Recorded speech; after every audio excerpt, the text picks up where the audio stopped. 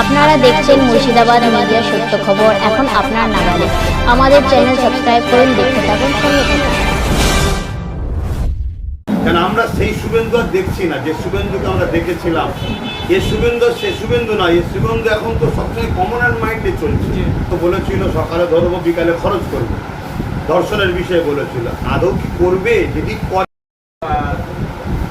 বুদ্ধিজীবী হিসেবে ধর্ষণ ও নারী নির্যাতনের বিরুদ্ধে আরও যাতে কঠোর আইন বিল পাস করে সেই হিসেবে কিছু বলবেন সরকারের কাছে? আমি বহু আন্দোলন করেছি, আজও আপনাদের মিডিয়াতে মানুষকে বলছি, শোনেন, সরকার যদি মনে করে আমি জনগণের গরিব মানুষদের বা নারীদের ইজ্জতের দাম দেব না, সে সরকারকে তো আর বলে বলে জাগানো যায় না। সরকারের রুচি থাকা দরকার।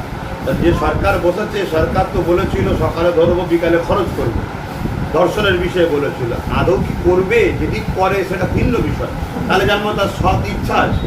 কেন আমরা সেই শুভেন্দু আর দেখছি না যে শুভেন্দুকে আমরা দেখেছিলাম। এ শুভেন্দু সে শুভেন্দু নয়, এ শুভেন্দু এখন তো সবসময় কমনাল মাইন্ডে চলছে। সব সময় আমরা অত পার্সেন্ট, এই ভাঙরে বললো না আমরা 70%, আরে আমরা কি, আমরা তো সবাই। তাহলে সেই শুভেন্দু তো দেখতে পাচ্ছি না। না, তার মধ্যে কাকে দেখেছিলাম, ভালোবাসা ছিল, মনুষ্যত্ব ছিল, মানব প্রেম ছিল, জাতি ধর্ম বিভাজন করতো না, সবাই মিলে চলার একটা আহ্বান ছিল। এই হঠাৎ করে যেন একটা কেমন একটা চিন্তা ভাবনা এসে গেছে, একতরফা কমনের দিকে চিন্তা ভাবনা। এটা তো বড় দুঃখজনক না? সেই জায়গায় আমাদের কথা কি সে আর পছন্দ করবে? কেন আমি মুসলিম, আবার ধর্ম, ওই লাইনেরই কথা বলছি।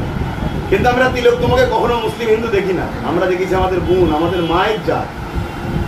আমি প্রত্যেকটা প্রোগ্রামে গিয়ে, আজকের দিনেও প্রোগ্রামে গেলেও বলি, যদি ভালো আদর্শবান ছেলে তৈরি করতে পারো, সে যদি ডাক্তার হয়, তাহলে তিলোত্তমা বোনকে মতো কোনো বোন অঘটন ঘটবে না। ডাক্তার যদি ভালো আদর্শবান না হয়, তাহলে তিলোত্তমার মতো ঘটনা ঘটবে। আজও মানুষকে আমি স্মরণ করাই।